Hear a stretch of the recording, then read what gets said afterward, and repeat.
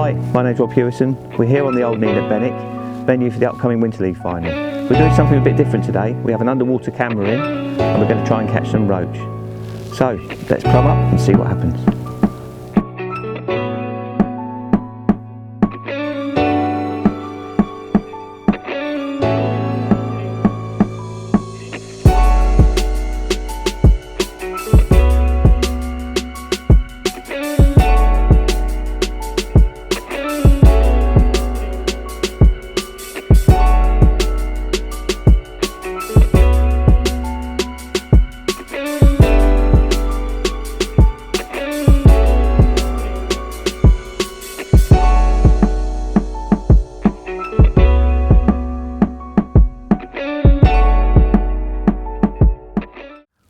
Okay, so we're plumbing up at 5 sections, and immediately in my mind this is too soft, the bottom.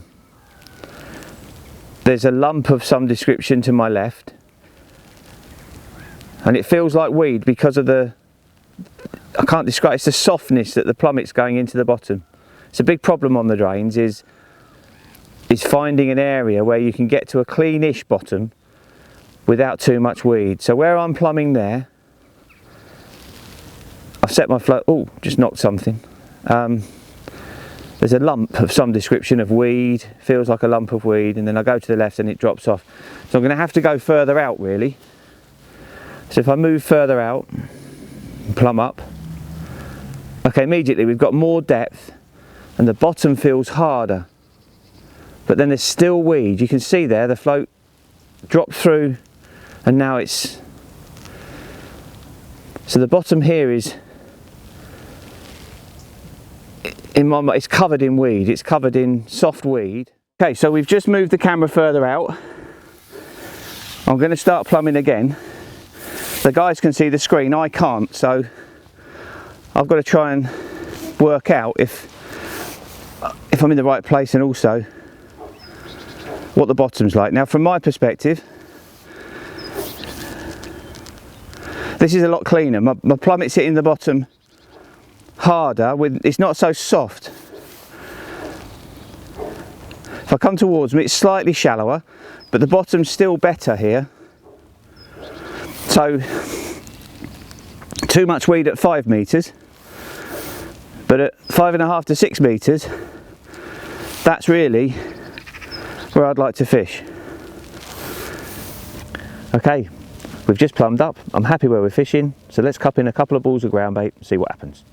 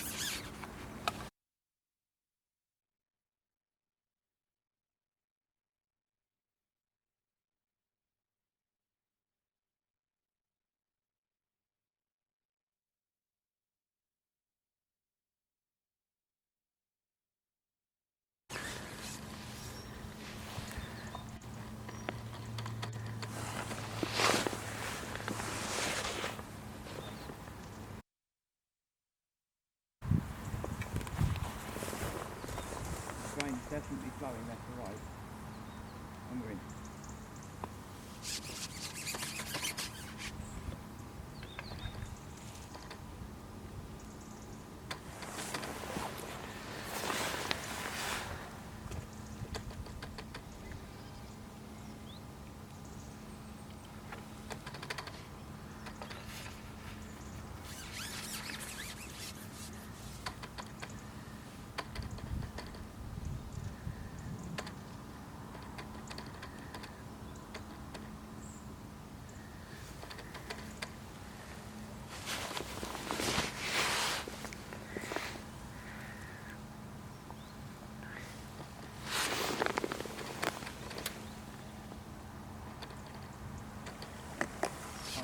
time that fish picked it up on the drop, isn't it?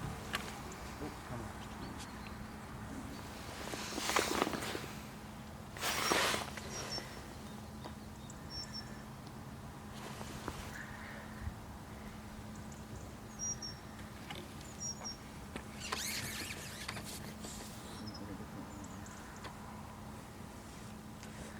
What you're trying to do here is make sure it gets down.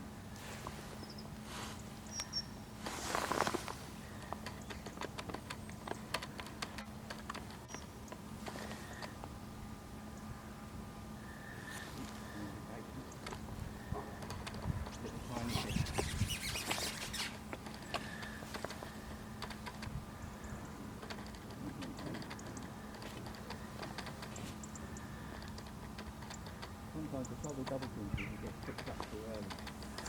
Quite a positive rig on here. The speed of the bait makes them chase it sometimes. You think that's an advantage, but especially if you begin to stand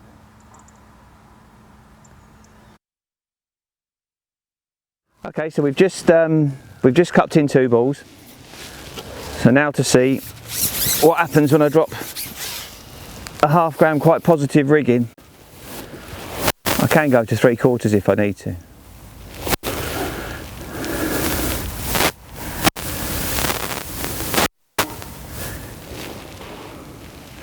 Oh, funny bite there.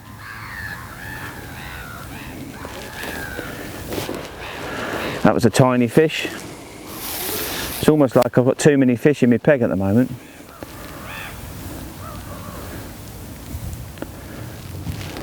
Sometimes what actually happens is when you start loose feeding, you distract the smaller fish away and you get left with the stamp fish over your ground bait. But it's running quite hard today, so we'll have to see.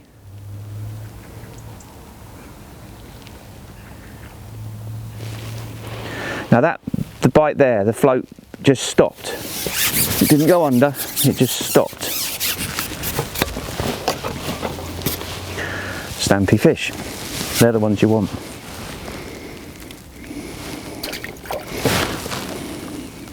Over your feed or a bit? I think that was slightly to the right. When you put 2 balls in, I mean, we only had a couple of casts, so you can't really tell.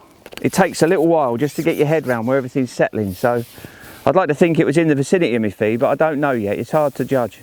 You can only judge by where your bites come, and even then you don't know if they're right over your feed, if they're just off it. You just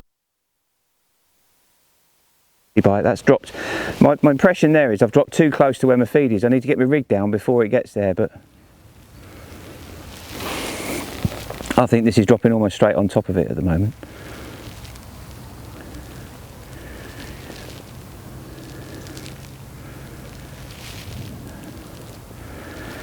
So already I'm thinking I need bait in my peg now.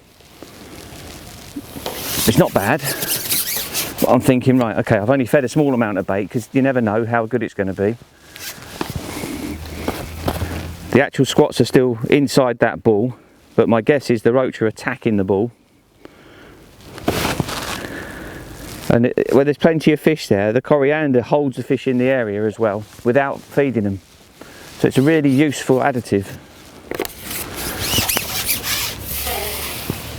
So now I'm going to try and put my rig in a little bit away from where my bait's gone in, just to see if I can get it down before it.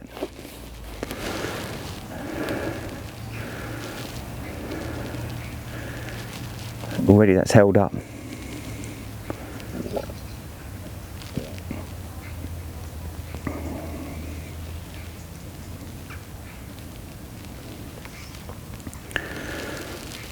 That's interesting. That's a little bite. Change the depth.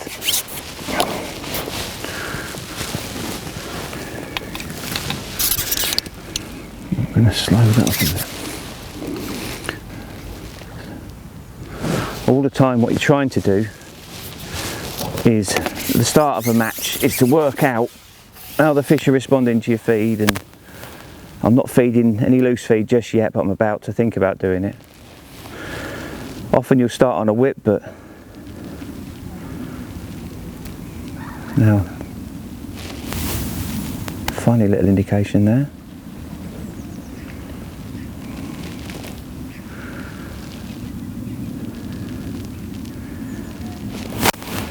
Try to get that an inch or two deeper. Stampier fish, that's what we're trying.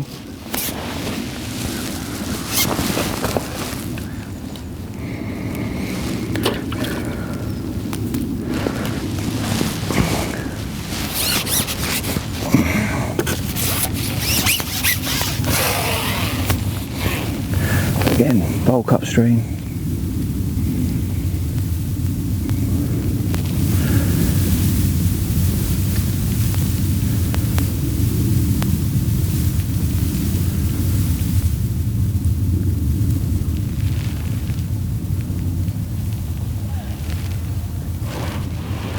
Nice slow bite that time, felt like a bigger fish. I'm hopefully just touching bottom now. And that fish has picked it up off the bottom.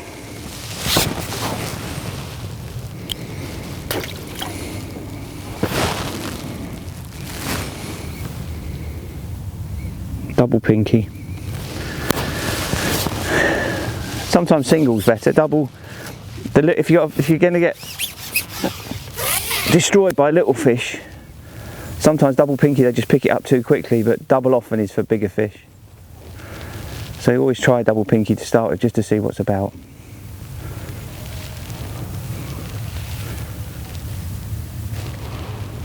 Oh, missed that one.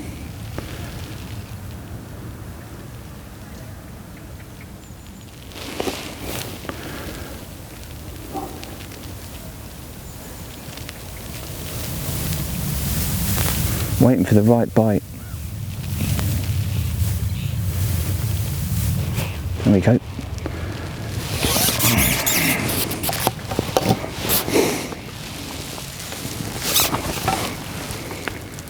Good stamp. I think we could have a reasonable day.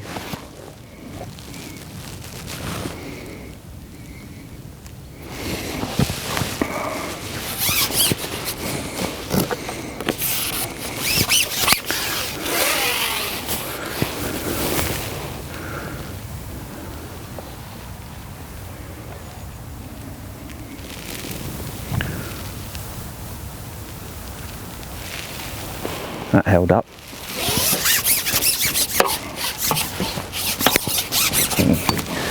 Try leaving the section on. Funnily enough, when it holds up like that, you expect a little skimmer. You often get bites off them on the drop.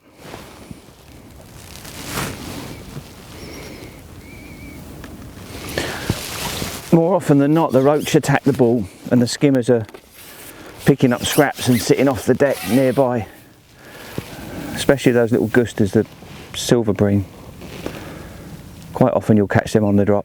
They don't behave the same way. They prefer loose feed or a cloudy mix.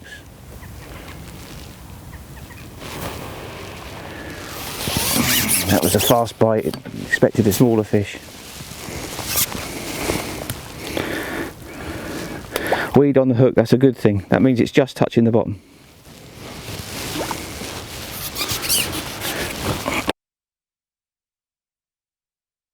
Really catching a decent stamp of fish now, and this is the whole thing. We used to fish Benwick for pure numbers, and in fairness it was dominated by whip and hundreds of smaller fish, but catching fish like that on pinkies, you can target them if you feed it right, so it's well worth now fishing short line, fishing further out in the drain on that cleaner bottom. If I get bites on the drop, the fish are half the size, a quarter of the size. So trying to fish a positive rig down. In fact, to be honest, I'm going to get another rig out and have a proper go in a minute.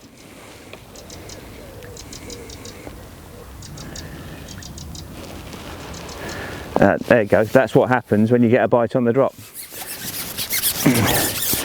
It's all about trying to get your bait down to the most aggressive fish. These small fish sit above and around they don't get a look into those 3 and 4 ounce fish. Don't talk to me about it. Okay.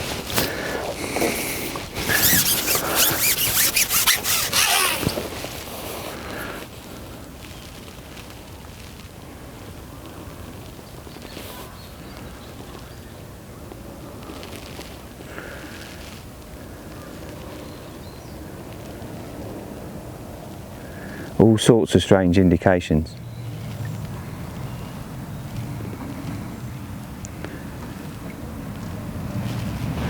Again, the rig just stopped in the flow.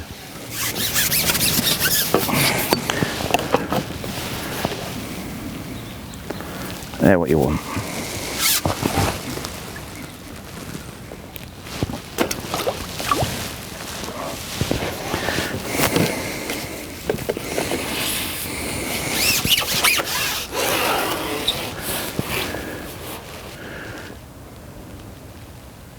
If I hold that up, there's a good chance on the drop you'll catch one of those little tiny things, your float won't settle, you'll get silly bites. This fish will be smaller than the one I just caught. There you go. You must get your rig down. You need just enough finesse once it's down, so you have to try and get it in as quick as it can. Again, silly bite. I'm expecting this to be a smaller fish.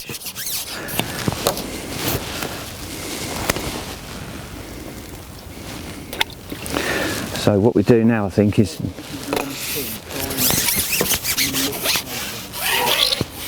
I'm trying to find out how to catch the stampers.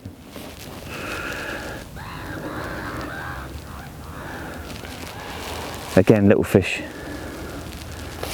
It just changed that bait.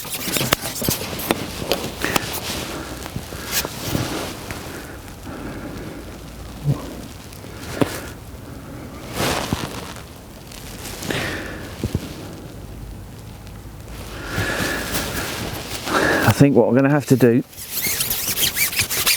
is quickly get an SF2 out. Put another rig on.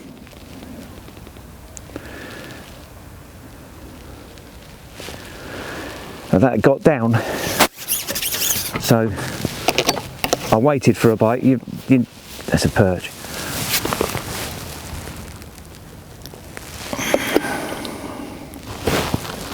One more, and we'll change.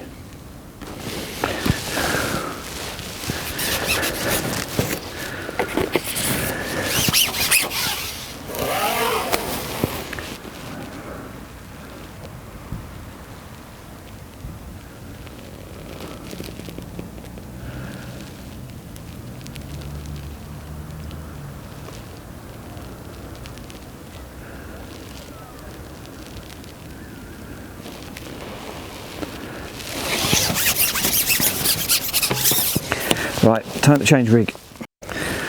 Okay, so I've begun to realise that needing to get down to catch the right stamp, so I've gone on a much heavier rig now, 0.8 of a gram.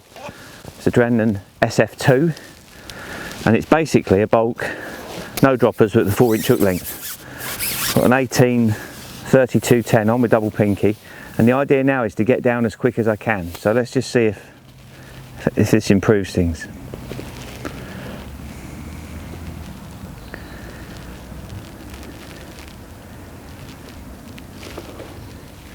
It's got down.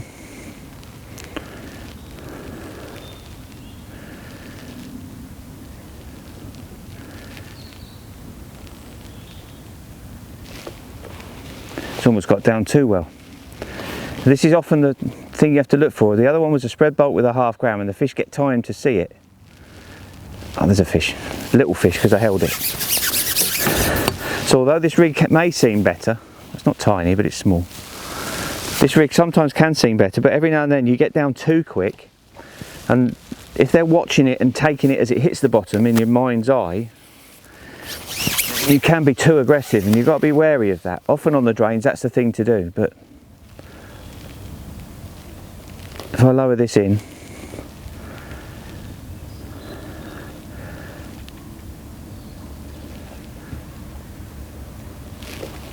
bit of a lift bite, that's got to the bottom. I might be just an inch or two too deep here.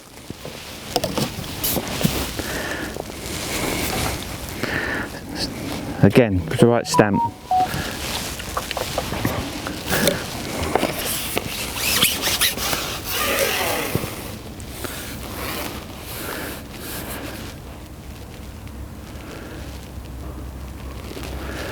bombing that to the bottom quickly. Ooh, missed that one. Let's try and bomb that down.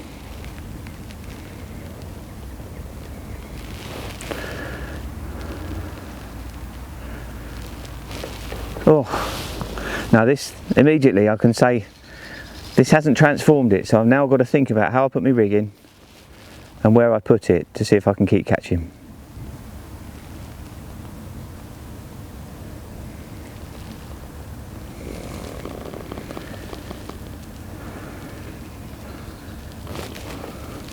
Hold the rig in the flow and you miss bites.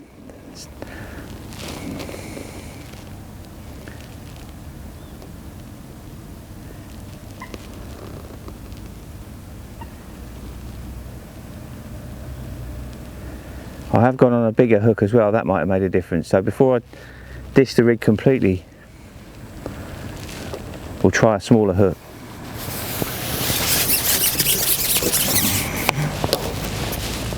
But immediately that doesn't feel as good, even though it's more positive, it doesn't feel as good as the previous rig.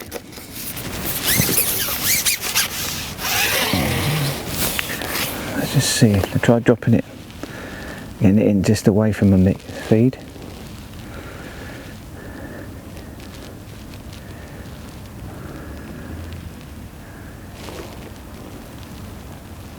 Weed, move that. That didn't go in right. One problem when you're fishing on these drains often is if you swing your rig to the side and classically hold it to get a slower drop, you'll often go into weed because there are patches of weed all over the place. More often than not, you're better lowering a rig into a fairly tight area to get it down. That's what happened there.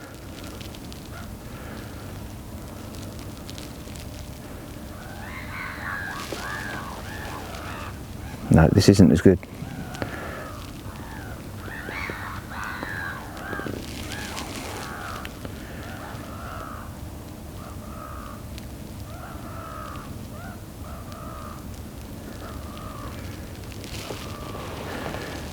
I think I'm going to shallow it up an inch. Now, catching a perch is often a symbol you want to do something with your feed. So what we're going to do is I'm going to start loose feeding squats. There's several reasons. In some ways it helps to control your fish, gives a bigger catching area. So what we're going to do now,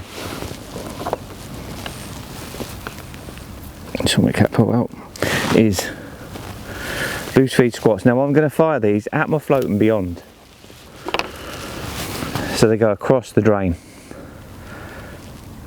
And I'm interested to see if it starts to manage those little fish, so we can focus over the ground bait and see if we can just focus on catching stampier fish. The other thing you can start to do, my initial feed had very little bait visible in it. I know there's a lot of fish here now, so my thoughts now are that I'll put another ball in and make the bait available. So now we're starting to try and rev the peg up and see if we can organise the fish.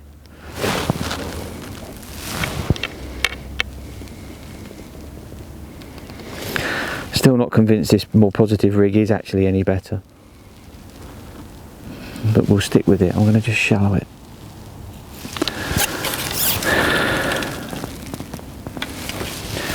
Just a fraction.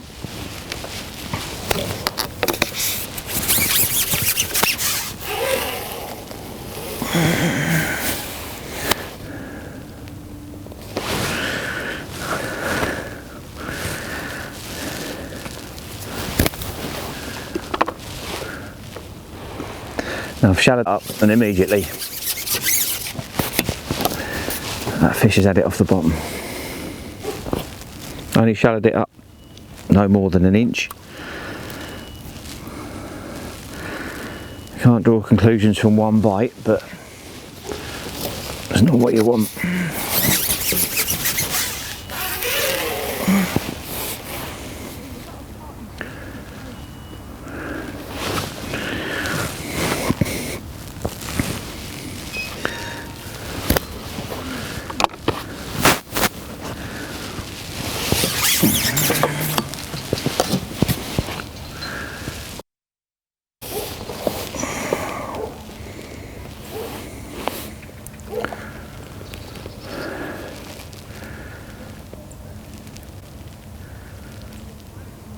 No bite. I wonder what's going on there.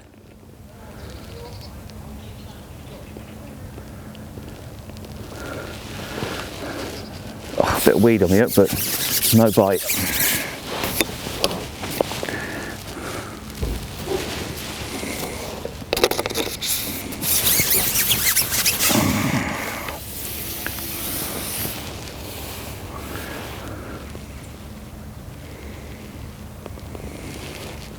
Oh, bite again. Little fish. Something happened there. I don't want them.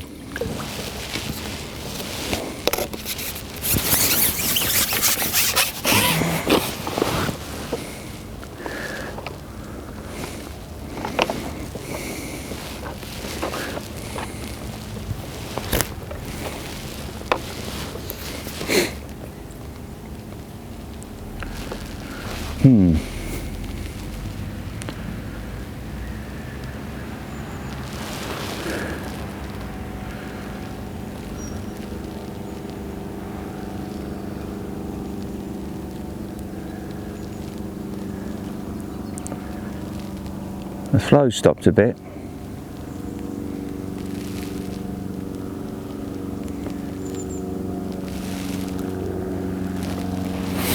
No bite.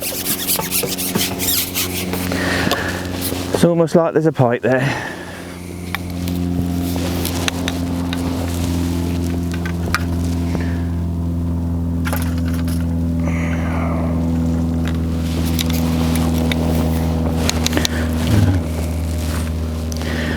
Back on my lighter rig. Just to see.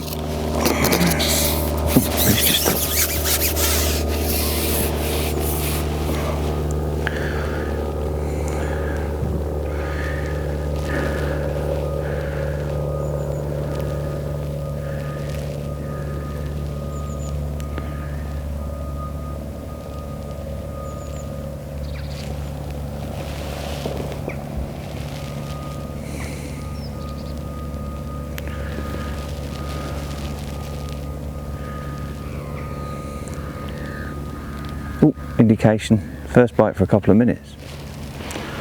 Alright,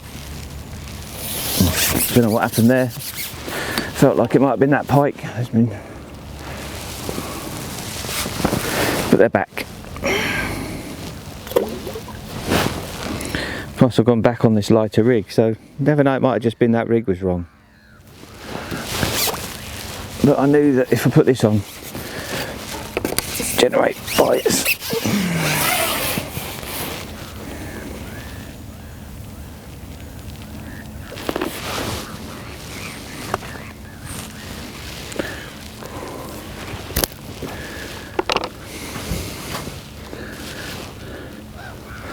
Fish are back. Might have been rig, don't know.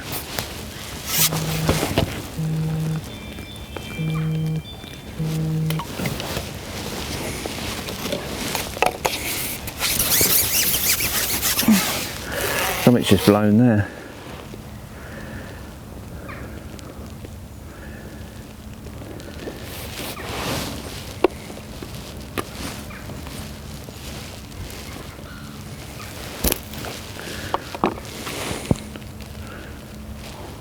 Yeah, they're definitely back.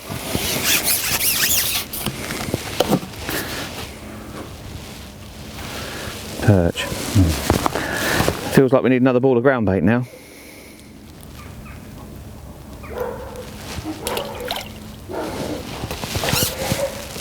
Just to get things organised.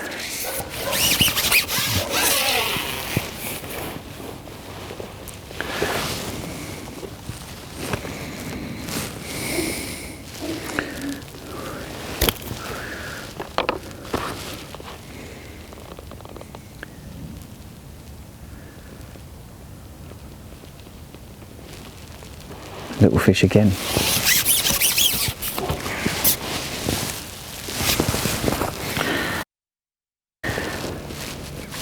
I've had 2 or 3 perch on the trot now. And that, to me, it's always a signal that you need something to focus the roach back down on your feed. My first ball of feed that I put in is always a safe one where you can't release any bait, as you saw, made a hole and put the bait in the middle. Now I want the bait available because I know there's plenty of fish there. So this ball is more conventional. It's got 25 to 50 mils of squats and a few pinkies in it. Same mix.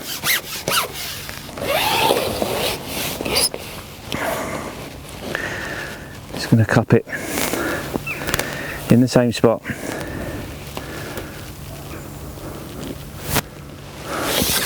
Just one ball.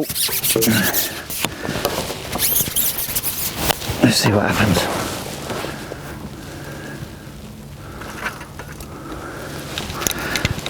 So this time I've made the bait available because we've been loose feeding. We're trying to distract the small fish and gather fish now ready for going across. If we need to, but in the first instance, there's quite a bit of flow on the drain today, so it's going to be interesting to see. I'm definitely getting the coriander pimps to the right of where I'm feeding. Straight away, quick response. Perch.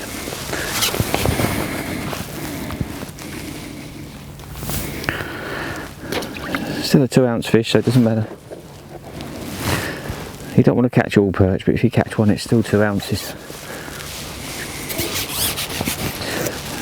It's amazing how a net of perch and a net of roach next side by side look the same. You weigh the perch and they only weigh 2/3 the amount of the roach.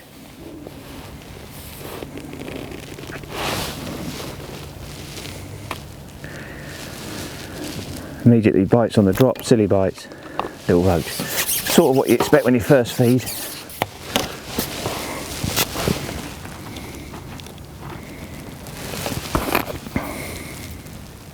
Little rod actually. They can be a pest. That's part of the reason you loose feed. Part of the reason you loose feed beyond where you're fishing. Treat your ground bait as the near side of your feed area on this drain. Gives you a bit of control. You get the influence of the loose feed, but more often than not the base of ground bait's where you want to catch. Likewise when you go across, it's the same thing. You're fishing the far side of your ground baited area. Far side of your loose fed area, sorry, over your ground bait.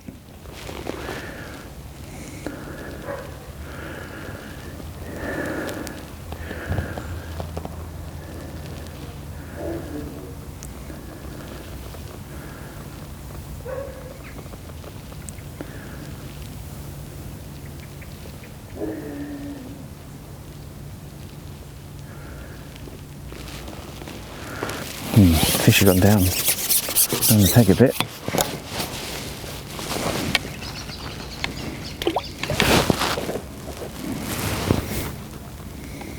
Let's see. So that's a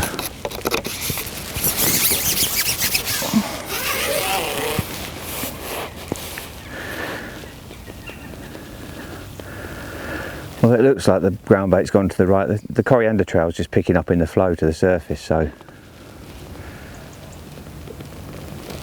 fairly sure the ground bait's landed in a couple of square foot area I was trying to fish in.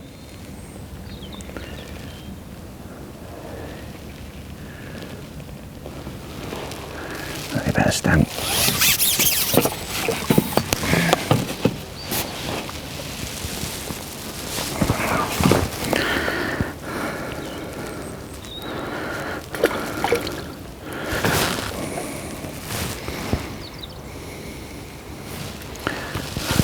For those of us who've fished Benwick for years, the stamp of these roach is a significant difference, especially over the last 2 years.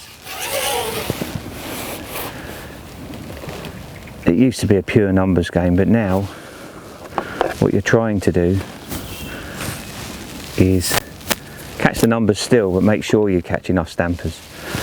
You can't just be happy catching these. In the old days, that's what you'd do. You'd be fishing for £6 or £7. But now, big double figures is a weight that you need to target, and You just can't catch those fast enough.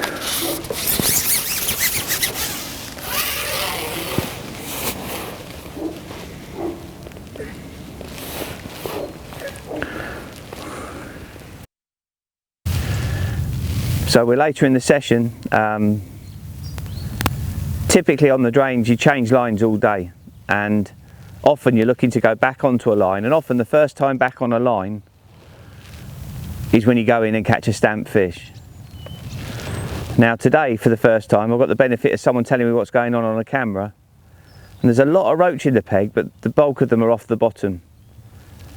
But we've had a couple of really good stamp fish on the bottom. This is a little one. But so what I would normally do now is lay a bait on the deck looking for a stamp roach, and the guys on the camera have already said that there's gangs of stamp roach come in, so we're trying that now. It's quite interesting though, if you as earlier, if you bomb the bait down fast, you're not getting a response. These fish do get fished for, and I'm guessing that they've become a little bit wised up. I'm just lowering a bait in, trying to get it to fall to the bottom without getting intercepted, which has just been intercepted there. Oh, bumped a fish. And what we're trying to do is keep catching the right stamp. It's been a strange day today with the cameras in, and not trying to use the cameras to understand what's going on, but finding out about them later. So it sort of disturbs your thought process, but it's quite interesting to see. Normally I'd be dropping in on an over depth rig here trying to catch a stamp fish towards the end, especially in the winter when there's one.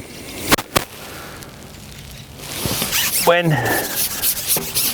you get towards what we call roach o'clock.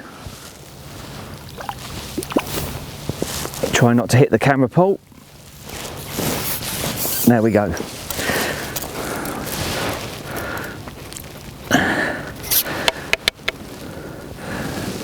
They're what we're trying to catch. 3-4 ounce roach. You can catch them on hemp, you can catch them on pinkies.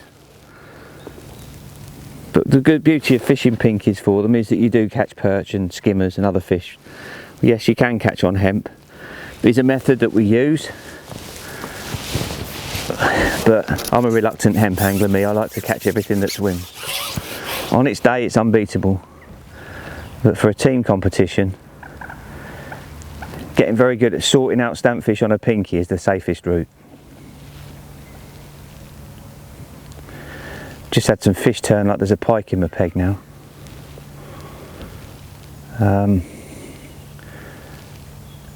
No bite, but I'm trying to reduce the numbers of bites I get on the drop.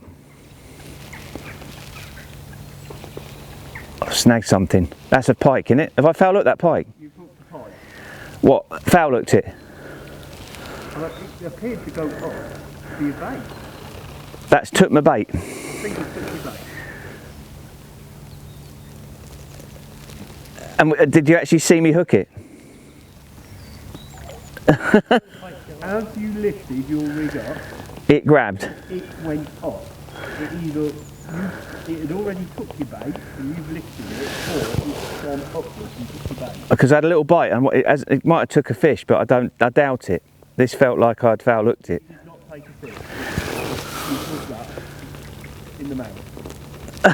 I have. There's the pinky. Look, can you see it? Is that the little one you've been on about? Yeah. That's the little pike you've been on about. Lifted up, it went and took the bait.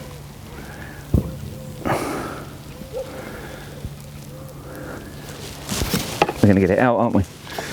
I hate pike.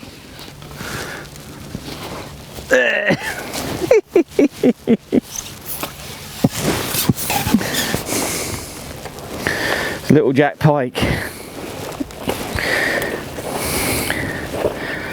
Hooked in the mouth.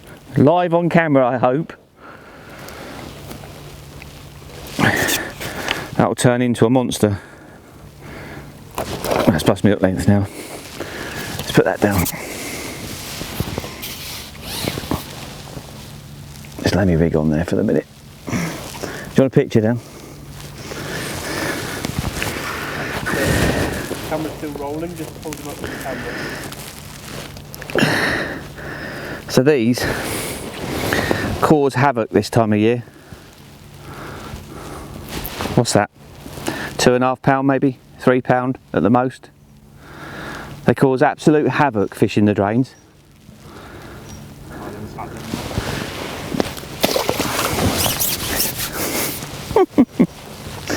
And we got that on camera underwater as well by the sounds of it. I'm going to spend hours watching this all back.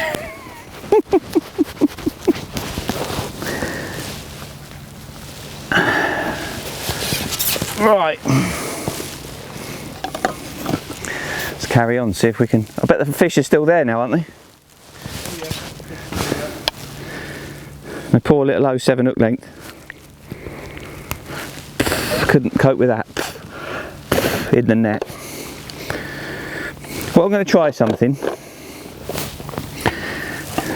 I'm going to go on a 6-inch hook length rather than a 4-inch. Just to see if the slightly slower drop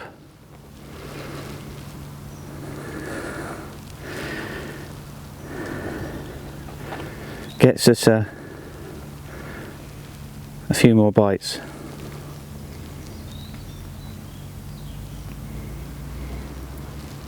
Trouble is, when you catch a big fish on fine lines, your hook length loop on your rig gets pulled into a little tiny. Right.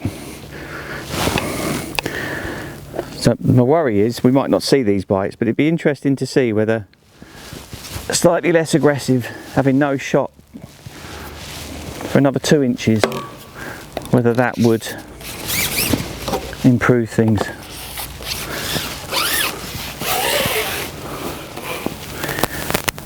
I'll drop it close to the camera again.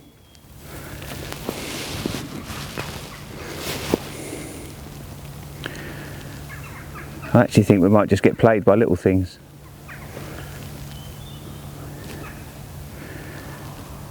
I think I've lost the shot.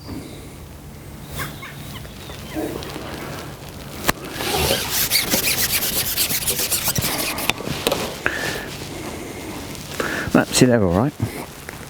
In fact, if you could catch all them, you'd be laughing. 10 to the pound.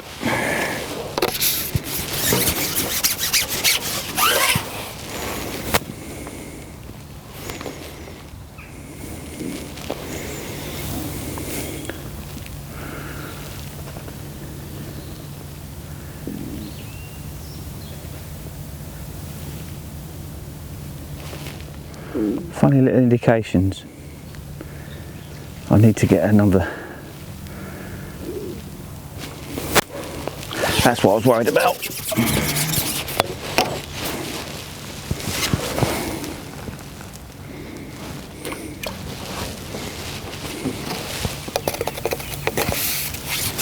You also notice I've stopped loose feeding.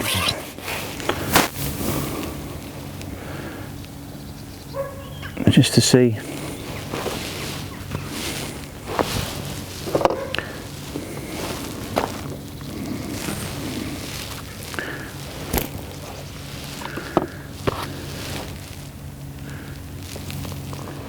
No.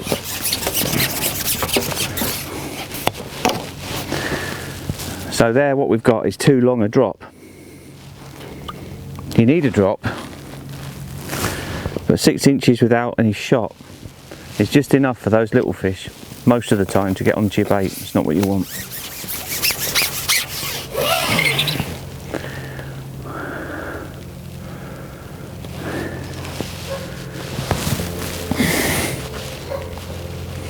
Like that. No good.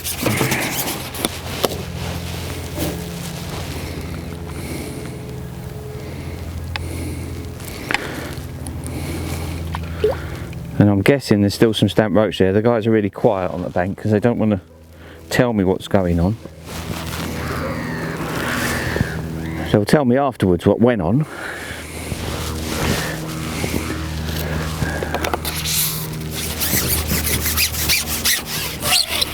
go a bit closer to the camera. If Dan gets all excited, I know it's quite good.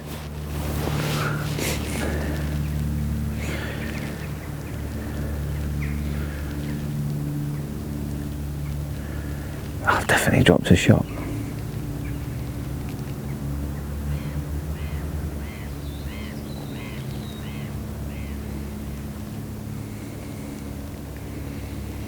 So I'm trying to leave it, see if it can get to the bottom. Oh, little indication.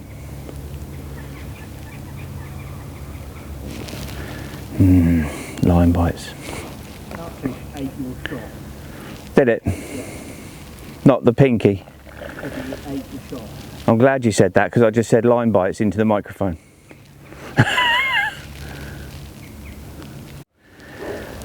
So we're now messing around with hook lengths. Usually when you fish with tight shotting on the drains, you fish with a 4 or maybe a 5 inch. A lot of people use 5-inch hook lengths. And what you're trying to do is pick up bites as quickly as possible. Now what we found today was that if you go in with a really positive rig and a 4-inch hook length, you almost go past the fish too quick. They need time to see it. I've just changed to a 6-inch hook length, and the majority of the fish I'm catching are small because in effect you're getting too long a drop without any control, and the little fish are just grabbing it first because of the numbers of fish in the peg. So the plan we're going to do in a minute, we'll just run this for a minute or two, is then to quickly change to a 4-inch hook length so you get a little bit less of a drop, to see if I can actually get through in a way which catches bigger stamp fish. That's not saying you don't catch stamp fish off the bottom, we just had a good fish off the bottom, but generally speaking, if you're fishing too much on the drop, fish had that, it's picked it up. Fish too, it's a slightly better fish though, because I think, no it's not, it's foul look. So usually you want to be fishing on the deck, and the fish, you catch bigger fish by getting to the deck, but at the moment you seem to catch bigger fish by getting to the deck but not too quick. It's almost like they watch it going down. So, but you run the risk, if you catch too much on the drop, you catch these little tiny fish and you're a busy fool.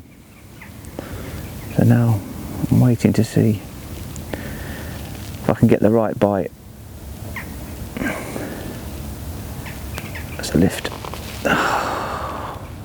Rigging a tiny bit further out. A bit further out. Tiny bit.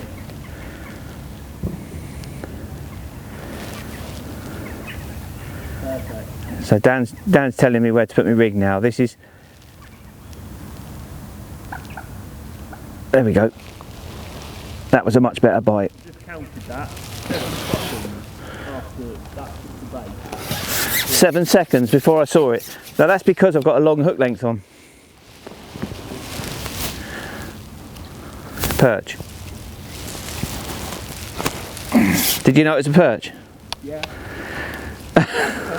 So Dan knew it was a perch. Slowly start moving the drop in 7 seconds after it took the bait before you drop. Right. So that took 7 seconds to get a proper indication. To be fair, it doesn't really matter because you caught a fish. And sometimes actually, especially when you're bloodworm fishing actually, if you fish with pinky type rigs where you're getting instant bites on bloodworms, sometimes you hit all the wrong bites. So what I'm going to do now is go back to a 4-inch hook length and quickly do this on camera live. Hopefully we can correlate it with some underwater footage.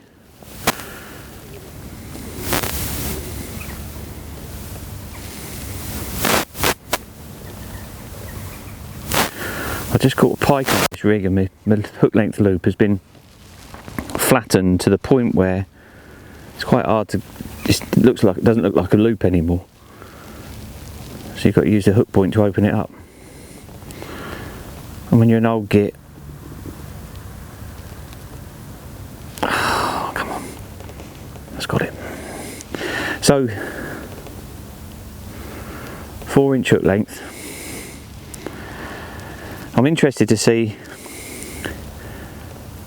what Dan thinks when the rig goes in, because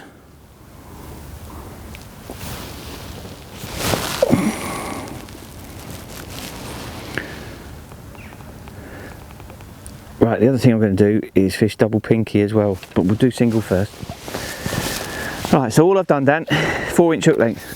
So the other hook length was laying on the bottom, wasn't it? So let's see if we can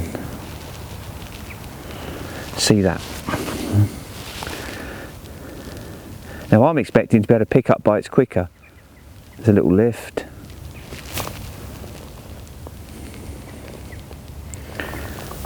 Let's drop it in.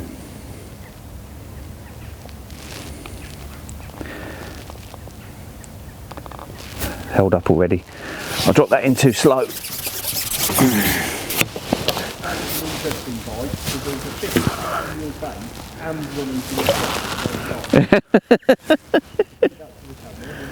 Yeah, Dan's just told me that when I had that bite, not only did a fish take my bait, there was also a fish eating my shot.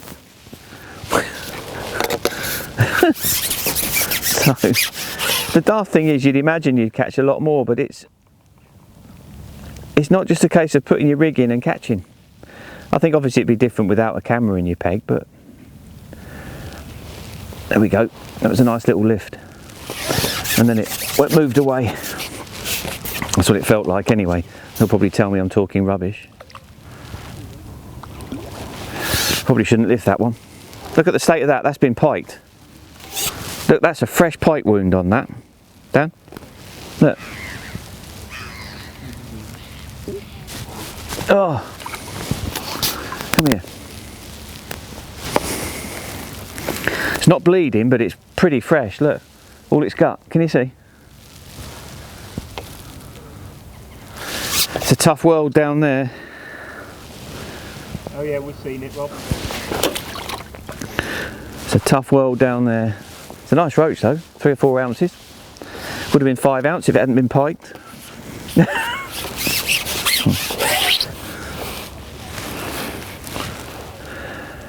I've just got to make sure I get it in the right spot.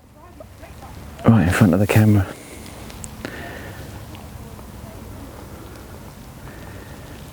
That's held up. So the real problem with having a camera in your peg is when they've told you what's going on, you start imagining things. That's definitely held up. And this is what I was worried about. Is over the years you learn your own little descriptions of what's going on. And once someone can actually watch it live, if you're not careful, it will change the way you think. So now I'm thinking to myself, right, I've got through, it's worth waiting for a bite now.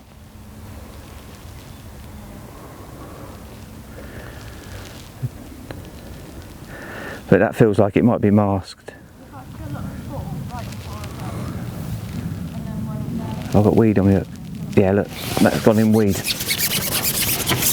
Once that was in, that felt like it had got masked. I'm sure they'll tell me I'm talking rubbish, but...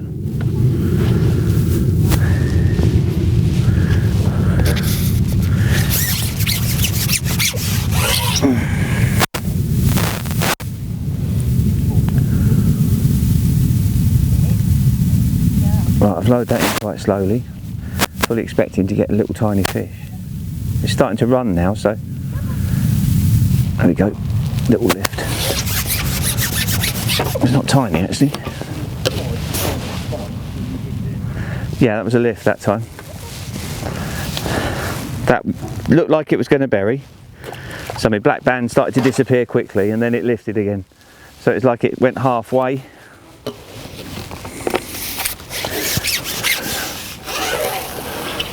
So I've slowed that in. So now my float's holding up slightly and it's running just fractionally too quick. It's not setting, it's not setting. So that was held up from the minute it went in, really. It just didn't quite set. The drain started to... Am I off the bottom now? No, you're on the bottom. Yeah. You're not getting on the bottom, you're getting on the bottom. Is it really? Well, no, but I'm holding back now because of the flow. Let me just... Is the bottom shot on the bottom? No. All the rig? That it just looks like there's an awful lot of slack on the bottom. Yeah, I think that's what you want in a way, because I can now let that run. There's a bite. I can kind of... Let me put the plummet back on, I think it's a good shout. To me, the bites have sorted themselves out because of how deep I'm fishing. Yeah. But it'd be interesting to see exactly. So let's put this on. I think I'm over depth. I don't know exactly because I've changed my hook length twice and I think the level's altered, but I would suggest most of my hook length's on the bottom. I would think certainly 2 or 3 inches of it, 2 inches of it. I'm expecting to see most. That's gone in the silt, hasn't it? Can you see the plummet? Not when it hits the bottom. That is absolutely dead depth. By my reckoning, that is dead depth. I was expecting it to be more over depth than that, to be honest. But I have just took a 6-inch hook length off and put a 4-inch on. I didn't move my float 2 inches, so.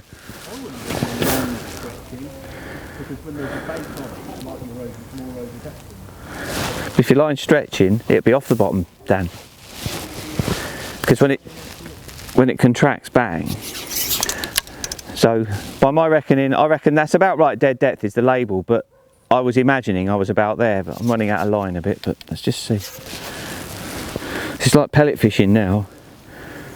According to my plummet, that's dead depth, but you reckon my shot are on the bottom, don't you? No, not the shot. My bait. Your bait was on the bottom, and you forgot and shotting, just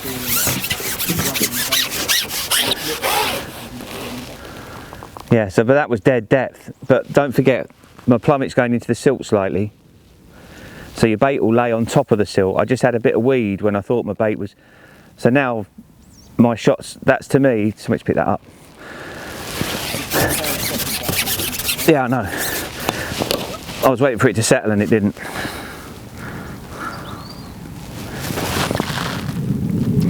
Because your bait chases your bulk down, doesn't it? So although your bulk's down, your hook bait's got to pass all your bulk, hasn't it? So it's off the bottom for quite a while actually, your hook bait.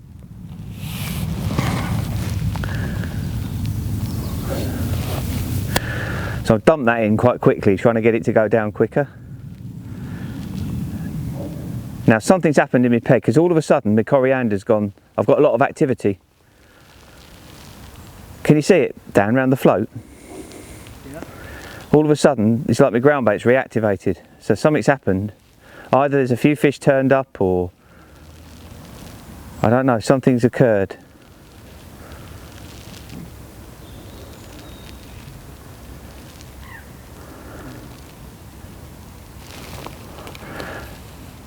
It's almost like, I don't know if there's another pike coming.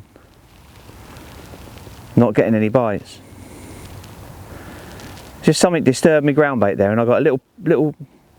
So sometimes it can be the roach have turned up. There's a bite. That moved my float sideways. Sorry? A bigger roach. What, one of them? Did those fish come in and start feeding on the bottom? Like they were before? Yeah, the ground bait was disturbed by the fish? The ground bait's been disturbed for a while. Yeah. And then it calmed down a little bit. Yeah, so when I was saying that something's disturbed my ground bait and I could see fizzing on the surface, that's exactly what happened. Yeah, but for some reason they've all of a sudden decided to go down and feed on the bottom where they've been sitting just off. And then I catch feeding on the bottom. Now I've just lost a little fish there, came off, but I suggest that once that ground bait gets stirred up and those big fish have had a go at it, you get a little bit of a time, a bit of chaos and mayhem whilst your peg settles down again. But certainly this is confirming that to catch a stamp fish, that lifted slightly, to catch a stamp fish you seem to want to be on the deck. That's a better stamp actually, we don't mind them. So it's like a little cluster of roach have decided to go and feed on the bottom now. It's getting towards that time of day. If we don't stop soon, we won't have any light for pictures.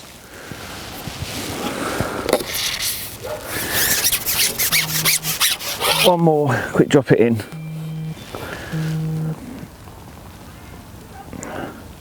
But to my mind here, the 4-inch hook length has behaved better. I'm picking my bites up a little bit quicker. That doesn't mean it's right every day. That's held up. Oh, there's a bit of leaf on the surface.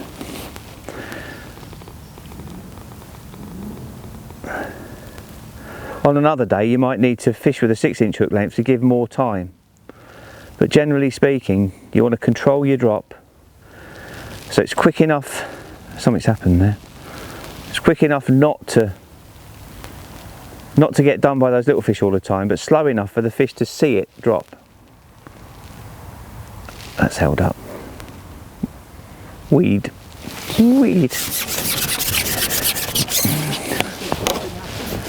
Yeah. Okay, so Dan's just told me that they're keeping quiet up the bank, and I've said, well, something's happened there because I'm not getting a bite. And he said, there's a pike in your peg. So, I mean, to be fair, I think the good thing is it feels like your instincts on what's going on are pretty good. But I think pike are in your peg a lot more than you imagine. A little lift. Still not much activity though.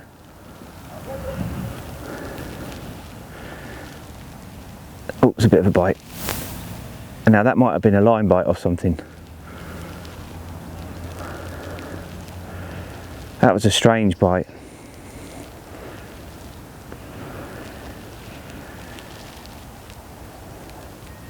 Okay, my ground bait's been disturbed again. It's one thing I've noticed with that coriander weed now. Something's happened in my peg there. I might be a bit shorter than I was. One thing with that coriander is, even though your ground bait's settled, if fish come over it or something happens, you do get a reactivation of your mix, which gives you some kind of hint. I can remember fishing on the Nene years ago, balling in, not getting a bite for 2 hours, then all of a sudden, my peg was fizzing, and went from there to the end of the match catching a roach a chuck. So that reactivation of your ground bait, on the day like today when it's flat calm, you can see it, so it's really quite a good indicator when you can see it. It's harder to see when there's wind and a lot of wind.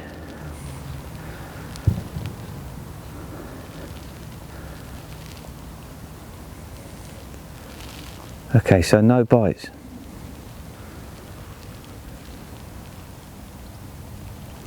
As an indication, little fish.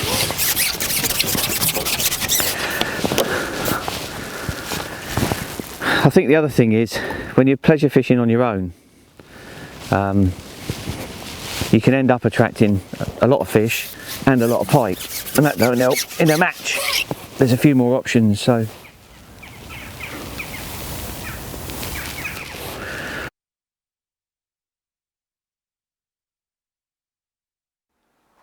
Hi, and welcome to the summary of the underwater video that we took last December, when myself and Dan Webb from Match Fishing magazine at the time and my son Jamie set up this underwater camera to actually see live what was going on as I was fishing for a feature for Match Fishing magazine. Very interesting looking back through the footage, but there's a few important things that you need to remember. I wasn't being told anything that was going on underwater. I didn't want to be. I think having fished or match fished for 40 years or more, you develop these pictures in your mind of what goes on underwater. and for someone to tell me what was going on before it even happened, so say I've got a bite or the way my peg was reacting, would have absolutely scrambled my brain and probably spoiled a lot of the decision making processes that we all go through as anglers. So I hope you'll understand that when there appears to be loads of fish feeding in the picture, and I'm not catching, or don't appear to be catching, as fast as perhaps people might imagine you could, I can't see what's going on. I'm only imagining what's going on. Now, after seeing this, it may change some of the things I do in the future. But as an angler, I've had to read situations under the water without having the privilege of seeing it for 40 years or more.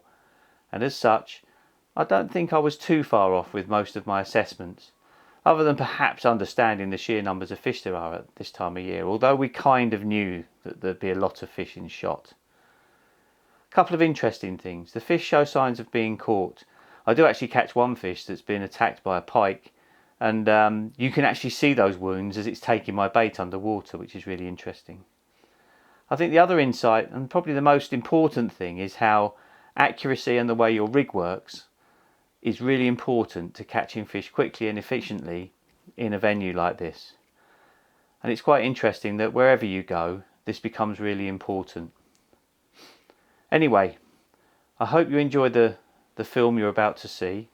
We will drop away and make a few comments as we go through, but generally speaking, I've probably spent about an hour and a half or 2 hours of the session live in front of the camera, and this has been edited down to around about an hour of quite interesting insight into what I believe was going on and what we actually saw was going on underwater. A couple of things we probably could have done better. I think really we should have probably had a camera focused very accurately on the float as well as me fishing. And the main reason is that I'm able to describe the indications and small things that I'm seeing on my float, but it would be nice for you to have seen it as it was going on underwater. Perhaps next time we do this, that's an improvement we will make. Anyway, enjoy the film. I hope it's informative. It certainly made me think about a number of things that we do on the drains, and hopefully you can take some of the things we learn from watching this into your own fishing.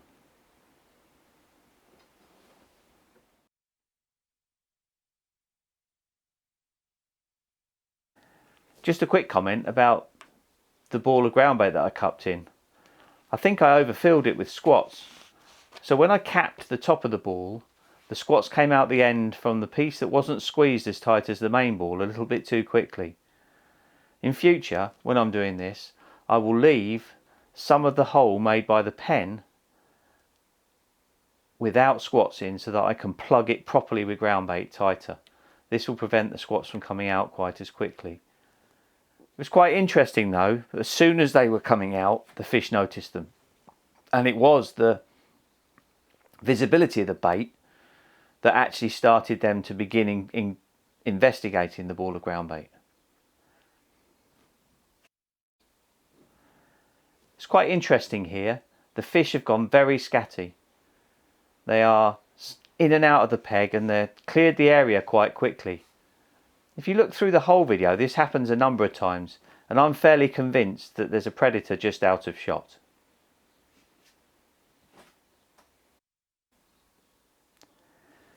Another interesting point here, there are roach feeding in my peg, but I've caught perch, and I've caught a couple of perch, and we use this as a sign often to feed again. When you look closely, are the roach feeding or are they just investigating the ground bait, and have they stopped eating bait? And we need a bit more bait in our peg to encourage them to feed again. And this is why the perch have all of a sudden got to my bait. It's hard to see because the rig is in the background in this area, but worth a thought.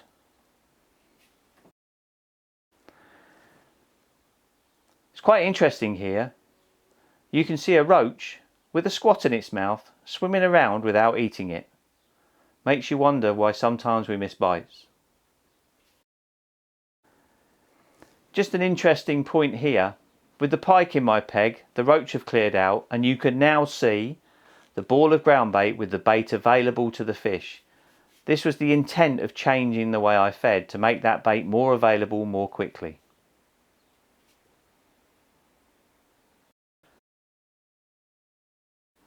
Interesting how the roach follow the pike back into the peg.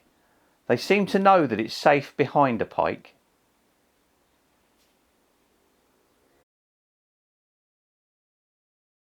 Perch, a proper perch this time.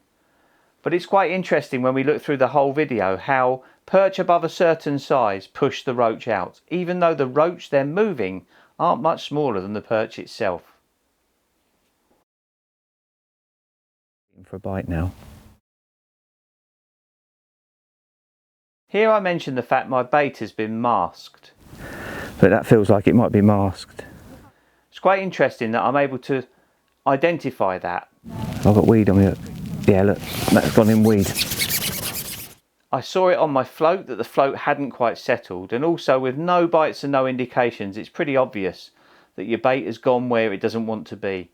We are expecting bites quickly on the drains, and realistically, if you're not sure, lift your rig out and check. Here I mentioned the black band on my float. For anyone who hasn't seen my floats, I paint a black band around the middle, leaving a short 3mm length of colour above the body, and then perhaps 4 or 5mm of colour at the very tip. This allows me to read the float down, and although a lot of people have looked at this and don't see the advantage, I believe it makes a massive difference when there's a lot of fish in your peg in discerning real bites from line bites and seeing bites quicker. Right, I've loaded that in quite slowly, fully expecting to get a little tiny fish. It's starting to run now, so there we go, little lift. It's not tiny actually. Yeah, that was a lift that time.